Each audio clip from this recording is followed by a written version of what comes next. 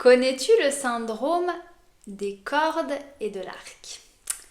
Eh bien, ce syndrome-là, c'est quelque chose de très courant chez les métiers, dans les métiers créatifs, chez les personnes sensibles.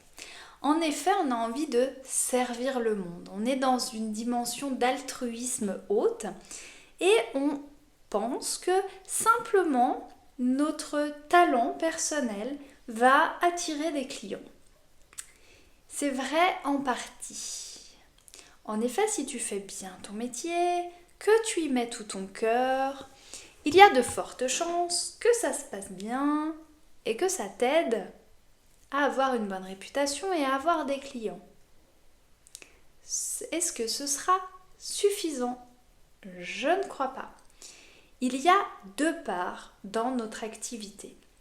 Nous sommes et créatifs dans notre métier, thérapeute, enfin voilà, on fait notre métier de cœur. Et entrepreneur. Et oui, ce mot-là qui peut parfois piquer les oreilles. Que tu le veuilles ou non, ton activité, tu dois la vendre.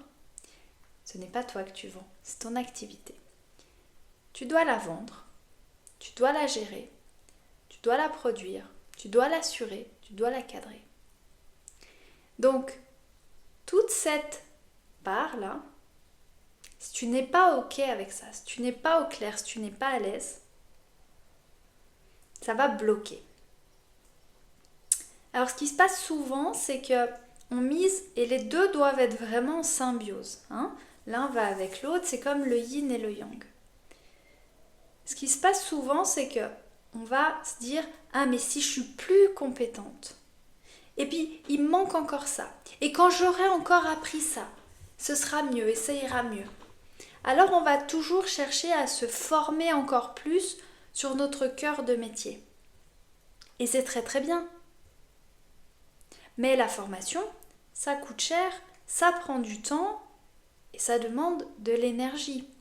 Et si tu n'as pas de clients à qui vendre ces nouvelles prestations, talents et services que tu as cultivés, à quoi bon?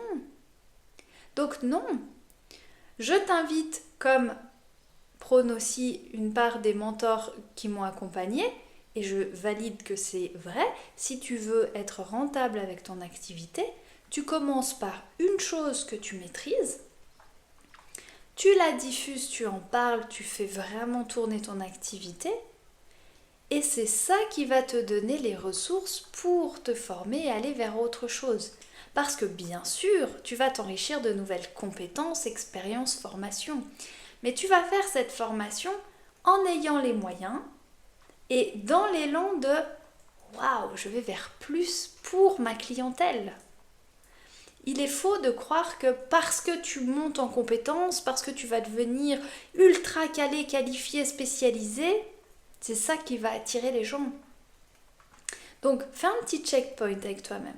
Est-ce que tu es OK sur la gestion administrative de ton entreprise? Est-ce que quand tu le fais, tu es sur des bonnes vibrations, tu le fais comme il faut? Est-ce que ça te plombe? Est-ce que ça te demande énormément d'efforts?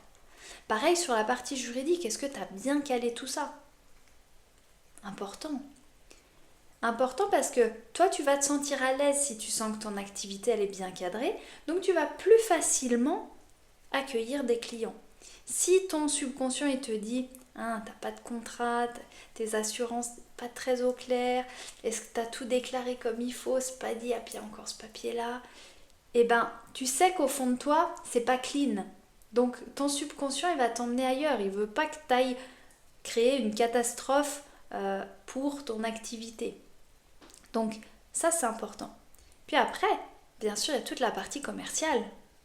Est-ce que tu parles facilement avec des prospects? Est-ce que tu montres ton activité? Est-ce que tu la racontes? Est-ce que tu fais tes témoignages qui vont attirer les gens, qui vont faire que les gens vont pouvoir se reconnaître?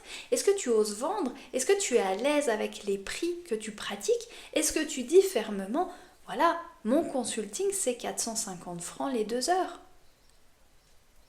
Et si ce n'est pas le cas, tu dois travailler cela parce que ça va bloquer le flow de ton activité. Donc tu vas te sentir comprimé avec tous tes talents, tes skills et ça va de toute façon pas marcher.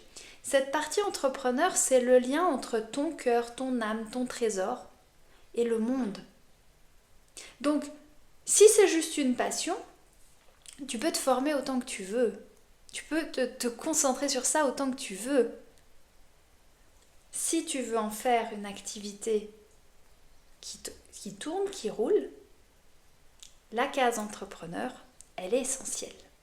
Sinon, tu auras toujours besoin d'une autre entrée d'argent à côté, qui peut être un job salarié, qui peut être un partenaire de vie, qui peut être des aides, ça souvent c'est ponctuel, qui peut être des rentes. Mais voilà, sois lucide là-dessus. Donc aujourd'hui, maintenant que je sais ça, maintenant que j'ai le recul, moi je me forme un cran à la fois. C'est toujours, j'améliore les ventes, enfin je regarde les résultats déjà, est-ce que les ventes sont satisfaisantes ou est-ce que les services sont satisfaisants, et puis par rapport à ce qui pêche, je me forme, j'investis sur ce qui est nécessaire.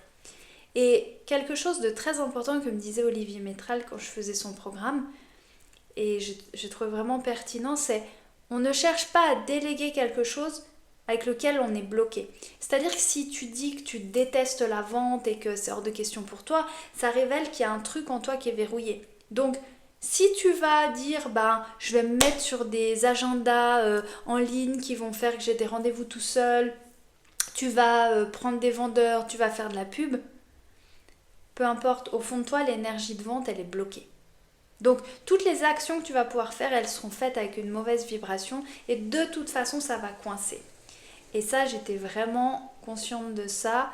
Je le savais, je l'avais plus ou moins validé, mais je me cachais toujours un peu derrière de dire ah, c'est bon, je sais le faire, vas-y, je délègue. Et j'ai bien vu que ça marchait pas. Donc, fais la paix.